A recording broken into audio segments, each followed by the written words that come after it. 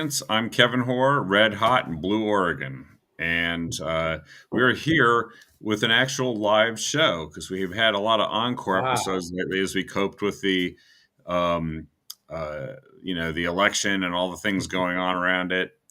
And we are very fortunate to have with us here a real live Ed Deal, state representative from House District 17, and frankly, well informed to the point that Ed is somebody we go to get information about just about everything that's going on. And so, thanks for being with us here tonight, Representative Deal.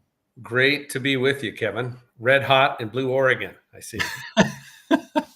Well, and why don't we start off with this? Because we're going to talk about the election and what happened in it, but Yeah, the election's still going on, it is still believe it or going not. on.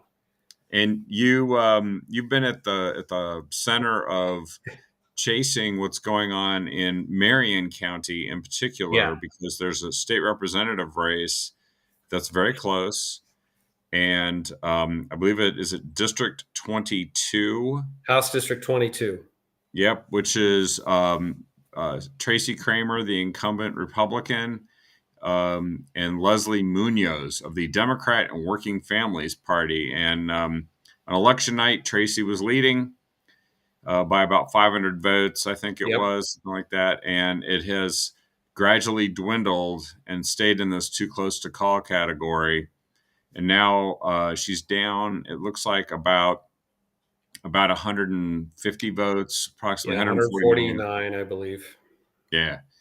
And everybody's been out there chasing things like signature challenge ballots and trying to Yep. make sure ballots got cured so that they could discern the meaning of them and count them. And I think tomorrow is the last day they can cure ballots. Am I correct about that? You are correct. Yep. That's the last day. So whatever ballots we can cure, meaning, yeah, we're going to the voter and saying, hey, your signature wasn't valid, or you forgot to sign your ballot. So these ballots haven't even been opened yet.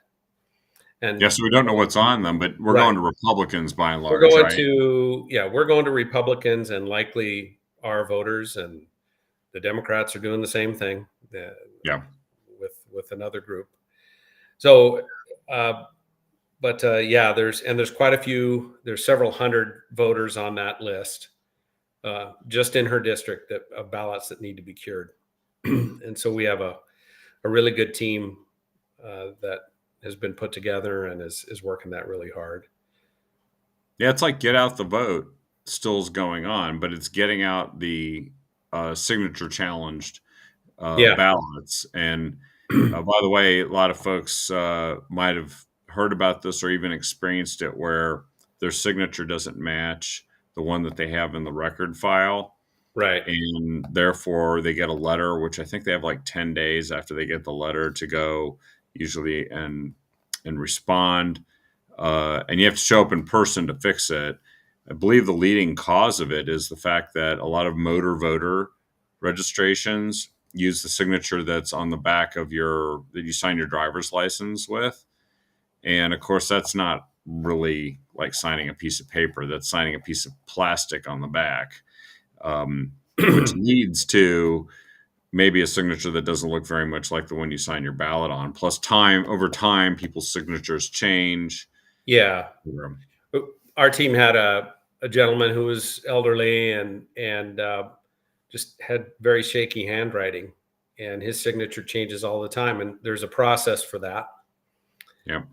That person can get a stamp, self-attest that he's going to use a stamp moving forward, just as an example. Yeah. But yeah, it was interesting. I'd never seen a cure list before, but there were a lot of non-affiliated voters. Overwhelmingly, the number on this list that need to be cured are non-affiliated voters, which points, like you're saying, Motor they voter. they did the motor voter thing. But I know certain people, like my son, when he got back from the military, his signature didn't look anything like it did when he was Mm. in school. So it got flagged, and he had to go update his signature. Well, and non-affiliated is the default for anybody who doesn't Yeah. bother selecting a party when they're automatically registered too, Right. through the motor voter. And I saw somebody note, yeah, if Rep Kramer loses this seat, then we're in a super minority in the House. Why don't you explain what that is? Because Yeah. that's something that we've experienced before, and it's not pleasant, but we were No. just one seat above So that in the last session. there's one thing we can do with 25 people in the House, and that is stop a tax. And if we fall down to 24, then the Democrats have a 3/5 majority. That's what's deemed a super majority, and then they can pass whatever taxes they so desire. And the Senate is already, we know they're in a super minority, so there'd be nothing Yes. stopping a tax increase. And we know that they want to do that. They want to increase the cat tax. They want to take away the kicker, which would be a referral. They keep coming after the kicker. Yeah. Yeah, and that's just the tip of the iceberg here, because this red wave is, as you know, hit a big blue wall when it came to Oregon and Washington. It was I was very enthusiastic about what happened nationally on election night, but very disappointed about what happened in our state. We Yeah, got we've some, seen this. We've seen this film before. The red yeah, wave hits and runs up against the Cascades and just recedes right at that mhm. point. Yeah, which um, and the other thing is, I mean, they can refer taxes to the ballot, but they know that people don't like taxes, so that would so the minute they can get a tax passed without having to ask for a vote of the people, they do Yeah. it. And what amazes me is that voters let them get away with it. I've seen this all the time. I see bills passed that I know are not popular, would never pass scrutiny by the voters, but it still happens, and the voters just continue to reelect the same people. Yeah, Uh, in fact, we've got some serious problems in our state with crime and drugs and everything. We just promoted some of the architects of those issues. We promoted that's one to right. attorney general, promoted another one to Congress. Yeah. It just baffles me, but I think it also points to some issues we have with the integrity of our election system too. We've got issues with the integrity. We've obviously got some issues trying to reach people with this information that you talked about so that they are aware of it sufficiently that it Yeah, weighs in on their vote, and meanwhile, Democrats spend all day talking about abortion in a state where it's enshrined in state law. And if that's influencing voters, uh, instead of all the things on the list that they hate that Democrats are directly responsible for, then obviously reaching voters with that message sufficiently. It's not like the media helps us either. no, They but don't. it's just absurd that that apparently it's effective, because they spent millions of dollars on ads claiming that if certain Republican House members win, abortion rights will be taken away. I saw just the craziest stuff said about friends of mine who were running for the state house, saying if they're elected, they're going to ban abortion. It's a flat out lie. Yeah, Um, it would never happen, even if that candidate wanted to do that, and he doesn't want to do that.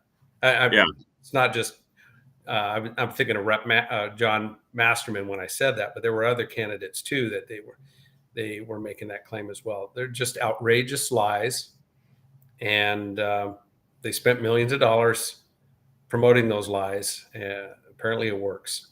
And they're provable as being lies. They did this in Monique Despain's congressional Yeah, race. Val yeah, Hoyle ran $1 million worth of ads directly, um, deceptively conveying a message that contradicted what Monique Despain said in her own words in the same interview they edited, and that's how they roll. And I know that I approached people in the media to fact check this, and they would simply report that Monique Despain disagreed with the lie, which is interesting Yeah. because that's actually not being the referee when you do that. You're just saying, imagine if the referee said, he thinks you fouled him. He thinks you fouled him. Yeah. I'm not calling any foul. I'm just going to say he thinks you fouled him. We no one would ever stop fouling. Yeah. Yeah. Well, and it's, yeah, I don't know. I'm committed to getting abortion off the table in 2025. We need to make it so it's not a wedge issue in Oregon. Yeah. And I think we need to realize where people are at on that issue, and they're not necessarily where I'm at on that issue. Most people are either pro-life with exceptions or pro-choice with limits, and those groups actually overlap. They do. And that's where I think the conversation needs to be. And we need to legislate based on where people are at on this issue, and then make incremental steps toward a life approach. But we cannot exceed where people are at. We can't go more extreme than where people are at on this issue. Yeah. There was some Oregon Health Authority data they reported today that just talked about late-term abortions, and they're actually going up. They're going up. They're going up, and that's something that is very unpopular with people. And I've talked to people who don't realize that there are no limits to abortion access in Oregon.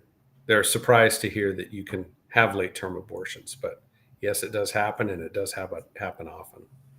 Yeah, which she said, the issue set that we need to stay focused on falls right squarely into the category of what people care about. But coming back to what you were saying about, the integrity of our elections, you shared with me an article that was just published 3 days ago in the Federalist, and the title of it says, Oregon DMV busted allowing people of, quote, unknown citizenship, unquote, to register to vote. And of course, this has been going on since September, when they revealed that they knew since August that this was the case, right? Yeah. Hi, George. Sorry. Somebody chimed in there. Well, I know I'm not the famous man, so yes, this is Representative Ed Deal, George, and Ed knows this stuff cold and is literally in the middle of, we're watching this 149 vote margin that has emerged from State Representative District 22 that could give the Democrats a supermajority. And we're talking about a state where there's 1,500 potential non-citizens that they know of, that they've found so far. We have to, there's a few things that people just don't realize. And we need to realize that we are what's called a self-attestation state. There is no requirement for you to demonstrate citizenship in order to vote. You check a box on the form that says, I am a U.S. citizen. That's it. You don't present an ID to prove it. You don't show a birth certificate or passport, nothing. That's how it works. Millions of Oregonians have self-attested that they are citizens to vote in this state. There was one exception to that, and that was motor voter. So if you were being registered for your driver's license, and it depended on what kind of driver's license you were getting, they would automatically register you to vote if you demonstrated that you were a citizen. And what the DMV found is through that automatic process, they were making mistakes. They accidentally registered people who were not citizens. And they found quite a few of them. And some of these them are people who said they weren't citizens. Yeah. So the governor has now said, well, we need to stop until we find out what was wrong with that program. So what happens in lieu of that? In lieu of the one process we had where we check for citizenship. Well, now the process goes back to the way it used to be before motor voter, which is if you do not prove that you're not a citizen, you will be asked to register to vote. So if you don't actually show that you're not a citizen of the United States, the DMV will offer you the opportunity to register to vote. And you go through the process of checking the box and all that stuff. You don't show any proof of citizenship. The Oregon Health Authority does this right now as well. They offer you to vote unless you demonstrate that you are not a U.S. citizen. So what the DMV discovered, I swear, is it's the tip of the iceberg as far as non-U.S. citizens that are registered to vote in this state. I have heard, I know this is anecdotal, but I've heard from multiple people who, where we have groups that are encouraging people to vote. They're encouraging non-U.S. citizens to vote. And what they tell them is it doesn't matter if you're not a citizen because nobody checks. And that is the honest truth. Nobody checks. The Secretary of State doesn't check. The county clerks don't check if you're a citizen. In fact, they have very few tools at their disposal, even if they wanted to. Yeah, they suspended the one that they did have. Yeah. So I really think that, the federal law says you have to be a citizen to vote. And if a state's not actively enforcing that law, I think there's a court case. I think that the feds should come after the state of Oregon for not protecting our voter rolls. And here's the classic situation. The governor in the past has claimed, well, the protection is there's a huge penalty and there's a fine if you falsely attest that you're a citizen. Okay, I get it. That could be a deterrence, but show me where you find somebody. Show me where you find somebody. Our entire election system is complaint driven, which means that somebody actually has to know that you're registered and complain about it, and I guess present some sort of evidence to that effect. Well, yeah, but we have the DMV found 9 people. Are they? Yeah. That voted. I think it was 9. Are they being fined? No, they're not being fined. So we have the only evidence we have is that non-U.S. citizens have voted, and we're not fining them. I think there's a real court case here.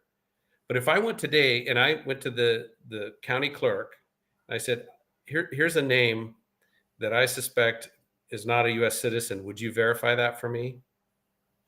They'll tell you that they don't have a way to do that. Now, that's not quite true. I think there is a way that they can get that information, but it's not a tool at their regular disposal, and it's not something they check. Well, and we're a sanctuary state, so they probably won't go to any federal authorities and request their assistance, which means that what happens as people fearing deportation, especially the ones on the criminal list and the ones who have lost their asylum cases that were phony asylums anyway. I think it's like 90+% are losing their asylum case in immigration court, and they're looking for a state that's going to protect them from the federal government deporting them. Oregon's one of them. That means that we've got 11 million people at least that have come into the country. They're all going to go to the states where they've got the best chance of not being deported. Well, and Oregon, I guarantee you, again, we're in the minority in that building. The leadership will be doubling down on sanctuary state status. We already provide health insurance, free health insurance for non-U.S. citizens in this state, for every non-U.S. citizen. Uh, this is very expensive, and it's only going to get more expensive. And then when you combine it with the fact that we don't even check voter registration, I think it's outrageous. And in a normal election cycle, okay, we have a few. It's happening. I don't know how many it is. Does it sway most elections? No. But when you have an election like we have in Tracy Kramer's case, where she was up 500, as they continue to count, she's now down 149 in a district that has a large non-U.S. citizen population. Yes. Then I question it. Then I say, hey, this may have made a difference. How can I check it? You can't. Oh, I know. And I'll go to the sheriff and I'll see, hey, could you verify that these names are citizens? They don't have that information. They don't know because they don't cooperate with ICE. Yeah, that's right. So, and yeah. I think one of the problems too is that as these things are reported, and they have been reported around the country, we're fortunate in a sense that the federal election wasn't as close, that the presidential election didn't come down to like the 10,000 votes that it did in some of these states in 2020, because we know in Arizona they found 200,000 people on the rolls that weren't citizens, and then there were court battles where literally Democrats were in court suing to stop them from removing those people from the voter rolls. Yeah. They did that in Virginia. Well, in Oregon, they did, they were identified, and I know I've spoken to the Marion County Clerk's office. They did remove all of the ones in Marion County. They removed them from the voter rolls. And they basically deactivate their voter ID. Mm-hmm. And some of the ballots had been printed. Some of them had actually been mailed by the time this came about, but they deactivated those ballots. So they wouldn't accept them when they came back in. And the other ones that had been printed that were queued up to mail, they went and pulled them. So they didn't end up in the mail. But these are the ones that they found, and we know there's more. Right. But here's how it works. Let's say you were on that list and your ballot gets removed. You can walk into the clerk's office the next day, fill out the application, check the U.S. citizen box, and you're a voter again. I'm laughing because I would have to cry if I didn't laugh. It's that sad. It's that sick. And you're right. They're going to double down. By the way, I know in the 4th District race, one of the things that Monique Despain made an issue of was Val Hoyle's vote against something called the SAVE Act. And the SAVE Act was to actually compel states to clean their voter rolls and certify that there are no non-citizens registered present on their state voter rolls. And they Democrats voted against it. It did pass the House, but Val Hoyle voted against it. Yeah. And their reasoning was, at the time, I think it was April or May, well, we don't need this because it's not happening. And then we have all this rash of these happening in different states. And right, we know what's happening. We know what's happening, but we have no real idea how broad it is, because again, we do not check. It's not something we ever check. I don't know of anybody that's been fined. We have 9 that it just happened and they're not being fined. Rep. Juncker and I we're going to introduce going to have the equivalent for Oregon, a SAVE Act for Oregon, introduce a bill. Right. There's some other election reform bills that are coming, but I think the biggest thing that will help Oregon is if the feds take action and require voter ID. And I think ballot harvesting should be illegal as well, because that's being abused as well. So I think voter ID, and then a SAVE Act, those two things together, and really investigate states that are not living up to their obligation to keep their voter rolls clean, to verify citizenship. Yeah. Yeah, by the way, we And have, I see some folks are this is wondering what's water, in the by the glass. way. It could be straight vodka, but it's water.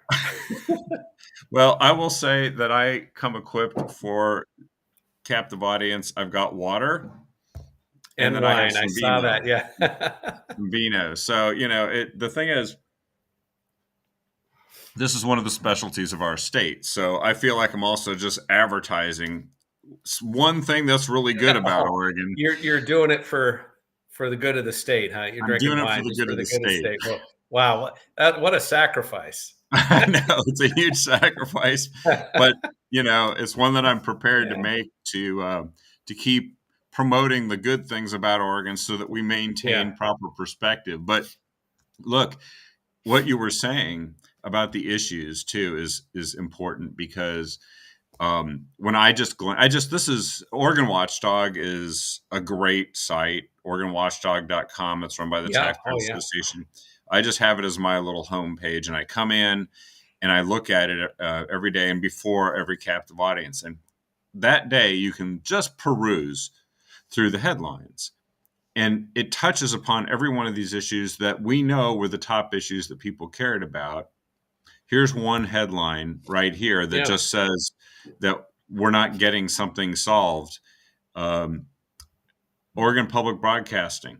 Oregon's first statewide housing report paints grim portrait of affordability. This is after they have spent hundreds of millions of dollars on supposedly producing more affordable housing using ballot measures that have been passed mostly in the Portland metro area, but as well state housing funds and federal housing funds that are being channeled into this, all to produce a result like in $1 billion metro tax for homeless services, a $600 million metro bond for affordable housing in the Portland metro area, $376 million under the COTEC housing program that's going to supposedly build 35,000 new dwellings a year, $258 million a Portland bond ballot measure. And the headline is, after spending $2.2 billion in extra taxes and spending, we're worse off. We're worse off. Yeah, didn't the homeless count has gone up by a factor of 10 maybe, or 8, something like that?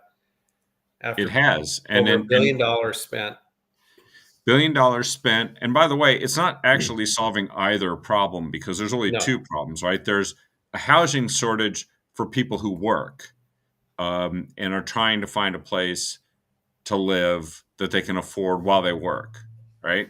Mm-hmm. And then there's the people who want to do fentanyl and meth that aren't in housing, they're in tents. Some of them don't even want to be in housing, but handing them the keys to a condo, not the answer to their problem.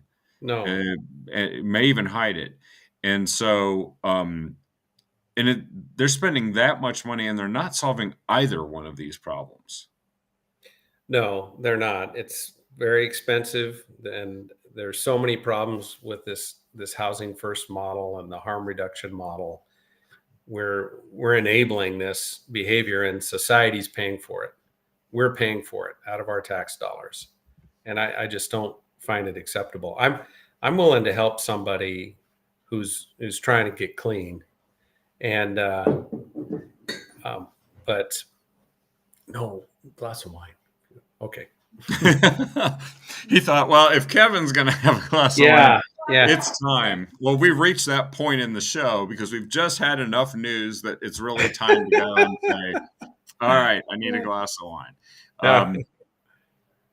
I was going to say, that's just one of the issues. We just talked about election integrity. I just saw that the Biden administration is going to trim Intel's $8.5 billion CHIPS Act grant. And that was supposed to be the great savior of Oregon's economy, was that we were going to have this massive influx of funding. And it's being trimmed, but it's being trimmed after also the new development that Intel is doing isn't happening in Oregon anyway. It's happening in Arizona and Ohio. So I'm not up to speed on that as you are. So Intel they're doing some R&D expansion in Some Hillsboro here, area. yes. Yeah. They say they're going to do a major expansion of their Oregon operations. What happened, and this played out in 2022, is that Kate Brown didn't return a phone call to Intel for a year. Yeah. Remember And that. Intel said, well, you know what? Then we're going to go and We're gonna go build to our 85-acre campus in Ohio. we're gonna go to someplace, a state that cares. Yeah. Yeah. Yeah, they can return a phone call to its one of its largest employers, if not the largest. Well, I was reading the latest revenue forecast that just came out last week for the state tax revenue, and it's showing government public jobs are increasing pretty considerably, but manufacturing jobs and trade union jobs are going down. Skilled trades. Skilled So trades. that's not a good sign for any state. That's not a sustainable model. And Democrats seem to be bewildered why working class folks maybe don't consider them to be their party anymore across the country. So many of them feel like they've been abandoned by Well, and on their the coast, own we party. know on the coast actually it's a big Yeah. problem too. They feel like they've been abandoned for decades once timber was literally chopped up as an industry and dramatically reduced and squeezed ever since then. And they're left with tourism and fishing, which, these are real issues. If these are the things that people, as you said, the architects of these problems, we are continuing to read. Here's another headline from today. Police focus on drug dealing at downtown Portland's new hotspot. So we've got Measure 110 light and the changes that helped propel the Attorney General elect, former Speaker Dan Rayfield, to office, which is his claims that he did this wondrous thing of reforming Measure 110. And here we are. They're still going around stamping out ants. And we're not seeing a huge difference yet in any of this. They did find that if they enforce the law, that stolen vehicles have dropped by 63% in Portland by actually going out and starting to arrest people and prosecute them. And that only happened because Mike Schmidt started getting worried he wasn't going to get reelected, which he didn't. Yeah. So what you're telling me is when you enforce the law, people quit breaking the law? Yeah, you get less crime. Wow. It's Okay. amazing. See, Democrats pretty thought the way you amazing. get less crime is you just don't charge people for crimes, and then crime plummets. Yeah. Wow. Okay. Take that one to Salem, Ed. Yeah, Let I them will. know. Well, and so I was only cherry picking these, but this is like, oh, and it says Portland becoming $1 million housing market. So you talk about housing affordability, and regular homes are going to cost $1 million in Portland. Well, people are simply not going to be able to afford that. That's what created a sizable amount of the exodus from California over the last decade. Yeah. Was people just couldn't afford that, so they came to Oregon. Yep. That's going to continue to be a problem. One thing that we're trying to do is raise the estate tax threshold. So it's one thing to have an expensive home, but then when you're inheriting an expensive home and you have to sell it to pay off the estate taxes. So we have one of the lowest estate tax thresholds, I think, in the nation. We raised it in 23 for family farms, but Yep. I'd like to see that threshold raised for. I remember hearing about that from Representative Mannix. He helped lead that charge. It just makes sense for anybody because building assets is actually the key to exiting poverty and then staying out of it generationally, so that we end up having a society that doesn't end up, newly Well, impoverished people flowing in. I hear a lot of people talking about how to build generational wealth. Well, one way is don't tax the hell out of Don't tax it so that it becomes government it. wealth. Yeah. Exactly. Duh. I don't know. Sometimes I feel like we say these things, and after we complete the sentence, I'm like, I remember, Yeah. what did Newt Gingrich once said something in a speech. He goes, if you can't afford to buy a home, because you remember after the financial crisis in Mhm. 2008, a lot of people were buying homes that they really couldn't afford, and the government was messing with the system, forcing banks to make loans to people who, frankly, couldn't afford to keep that loan once the variable Right. interest rate went up. And he said, so if you can't afford to buy a home, what's the rest of the sentence? Don't What buy he it. said? Yeah. He said, don't buy it. Don't buy it. If you can't Yeah. afford to buy a home, don't buy a home. Yeah. Yeah. One of those, don't buy a home you can't afford. Okay. Duh. I feel like that's kind of what we talk about here sometimes. And yet we have a system and a government and leadership that don't bother with that at all. They just say, well, no, just do it anyway. You Yeah. know, Yeah.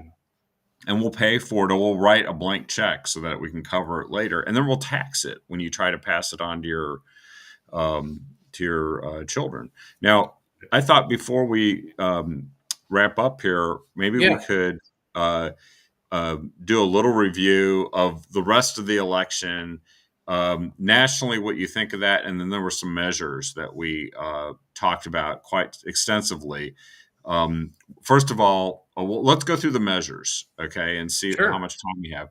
Measure 115, that was the impeachment. That looked like that passed about 64 to 36. Yeah, I think so. And I was comfortable with that one. I was recommending a yes vote. I know a number of I had some friends who were adamant about it being a no vote. Senator Linthicum was a no on that, for example. But 49 other states do it. We just joined them. It would take 40 votes in the House and 20 votes in the Senate. Those are huge thresholds in order to impeach.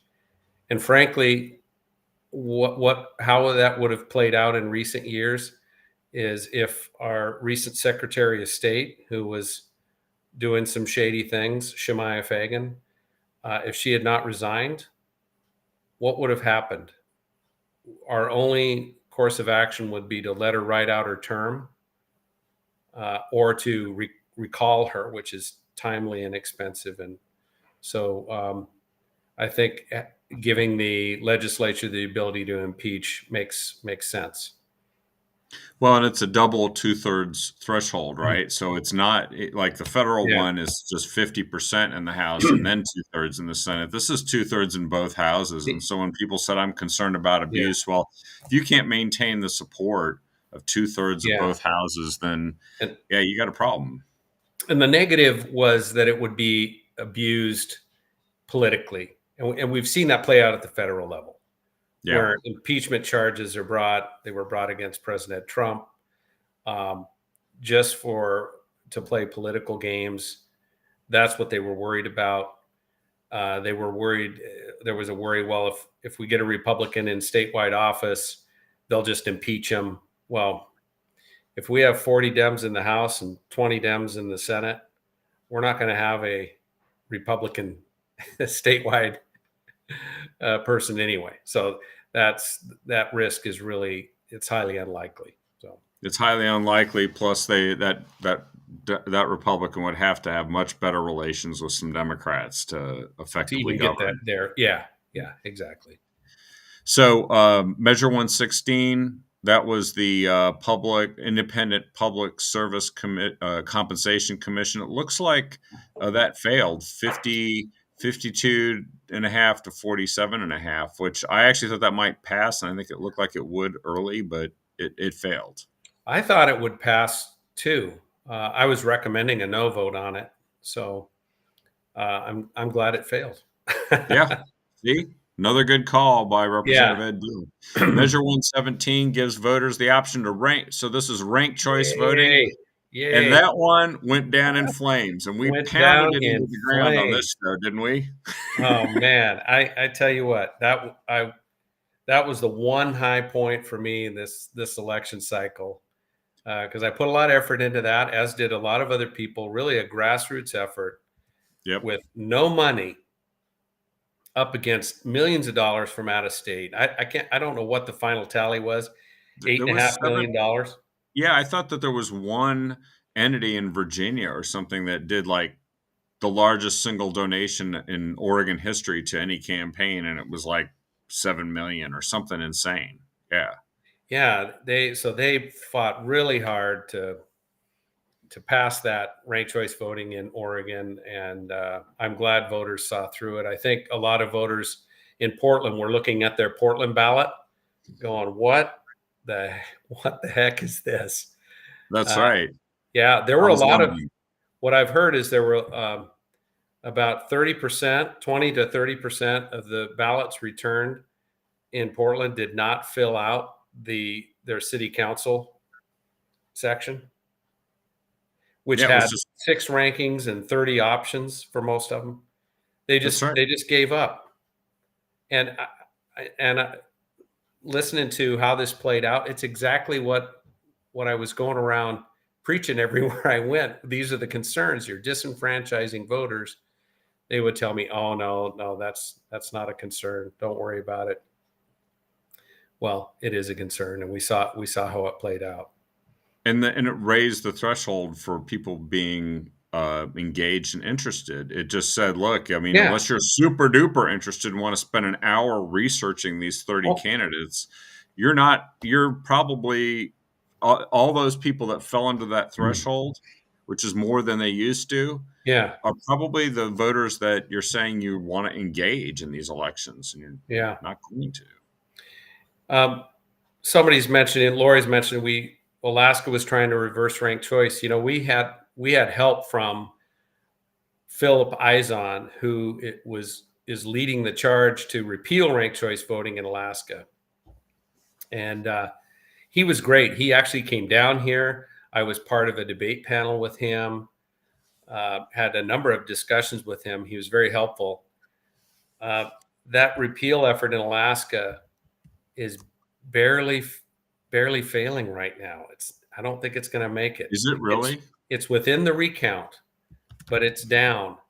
And the other side spent over $12 million to retain ranked choice voting in Alaska. They pumped millions in there to prop it up.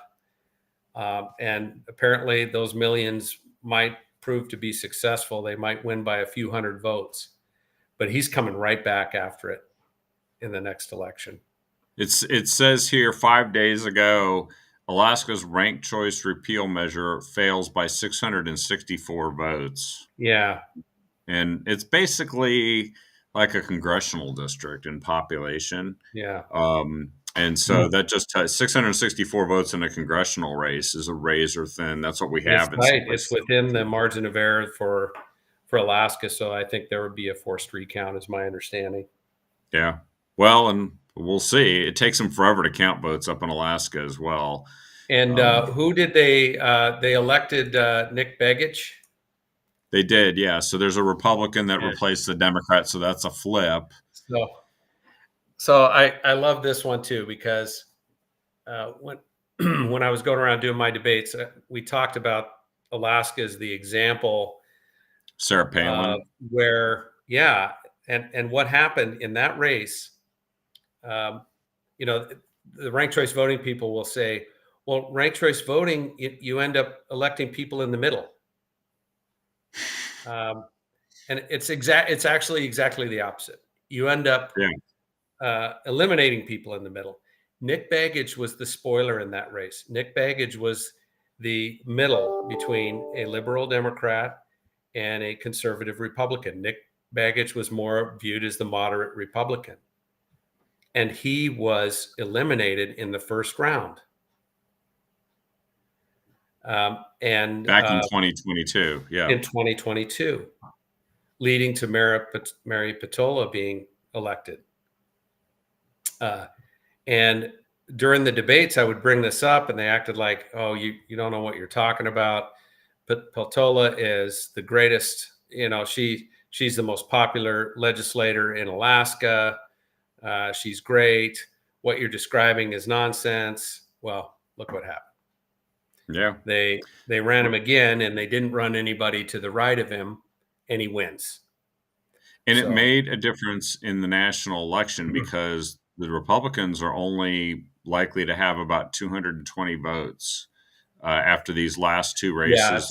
it's There's going to three be tight. races, one in Iowa, one in California, which are leaning Republican. There's one in California that leans Democrat. Once those are declared, it looks like we're going to have 220 to, what is it, 214 or something like that on the Democrat Yeah, side. And that's it. So this race in Alaska actually had national implications as well. yeah.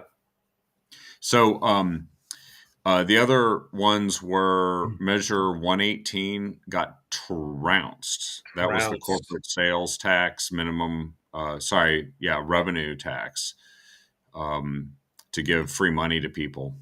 Yeah, somebody's grand social experiment for a universal basic income in Oregon, all funded by a guy in California who wouldn't have to pay for the tax anyway.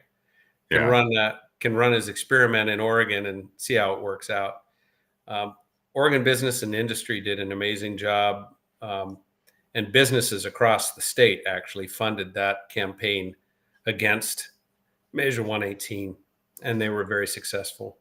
Regrettably, they also spent their money on that instead of Republican candidates. That's the sad part, Yeah. and it sucked up a lot of resources that would have gone toward Republican House races and Senate races, possibly even Lori's race and Monique's race. It's unfortunate. Measure 119, it passed. I don't know if I care, but there was some concern that it was actually going to affect the free speech rights of cannabis retailers. That's my concern. I was recommending a no vote on it. I'm not anti-union. I'm just more free speech. And as a business owner, I have a right to make a comment if somebody's trying to unionize in my shop. I think I have a right to weigh in on that. And so, yeah, I was disappointed to see that pass. So, what are your last thoughts on the national election? What's the implication? Because obviously, there's some pretty good stuff that happened nationally: the trifecta, the presidency, Doge. A whole bunch of stuff's going to start happening here soon. I am so excited about that. But here's what I think is going to happen nationally. So there's lessons to be learned for Oregon on how we campaign, I think. But I believe Trump is really a disruptor. He is going after, you can call it whatever you want, call it the deep state, call it embedded agencies. He's going after them big time. When you have Elon Musk and Vivek coming in to really redesign these agencies to make them more efficient and possibly even eliminate agencies, that's huge. And I'll guarantee you the fight he's going to get is against his own party, because a lot of those guys have relationships in those agencies. They've made their living. They've made their careers in that building, working with those agencies. Trump's biggest battle will be against his own party. Yeah, it will be, because some of them will say, wait a second, we haven't done that this way. You can't do that. I'm afraid the Department of Education, we got to keep it. Otherwise, they'll say I'm a bad person. And there's all kinds of stuff like that. Right. So it's going to be a tough battle, but I think these discussions have to take place. And so I'm excited about it.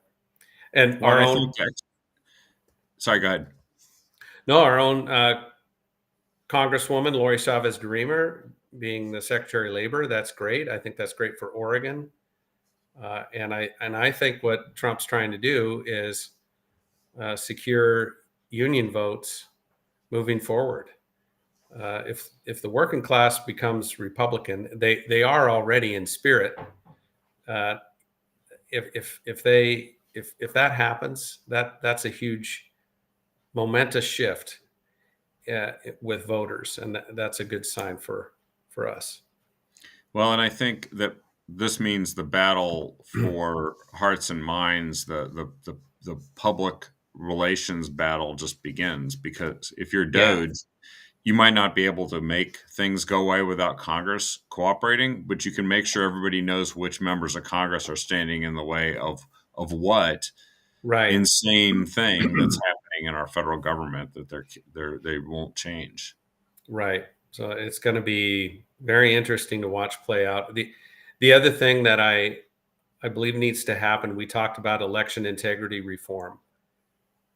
In Oregon, that's going to have to be directed at the federal level, and I Yep. believe that Congress has the authority to direct certain things, can require ID, can do other things as it relates to federal election that will force Oregon to clean up its voter rolls and do things on the up and up. So I'm excited about that. So I would throw in two other things that I think are implications of the election. One is the Democrats are going to look to try and re-seize the moral high ground as deportations start.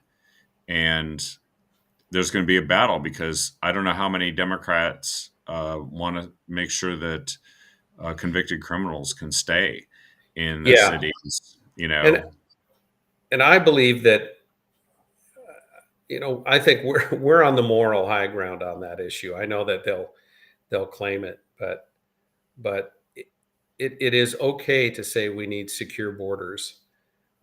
It is okay to say, how my tax dollars are being spent. Um, and I think we have to realize that you can't just open your borders and have millions of people pour in who don't agree with who don't understand your culture necessarily, who don't understand your system of government, um, who don't necessarily share your values. I think that's a problem. That's a serious problem. And I'm not anti-immigration at all. I just think we should do it legally. We should probably expand legal immigration, but there has to be controls over that, and we've yeah, completely abandoned that. So, yeah, I think so that that especially would be when a it real comes to interesting. criminals running around in the country, I mean, it's Yeah, insane. yeah, Um, there's one other thing. I know you had a bill yeah, to this effect. This is the Republicans' one opportunity, while it's on the forefront, to do something about managing our forests to prevent wildfires. They even passed a bipartisan bill out of the House that is stuck in the Senate. It might still pass, but if they don't do it while they've got the trifecta, then they're not going to do it. And the fires, I think, what, 80+% start on federal land, yeah. and we could be harvesting that instead of breathing it. Be great. Absolutely. And I think I've been reading the feds are recommending a change in policy to actually harvest timber to to clean up the fuels in the forest.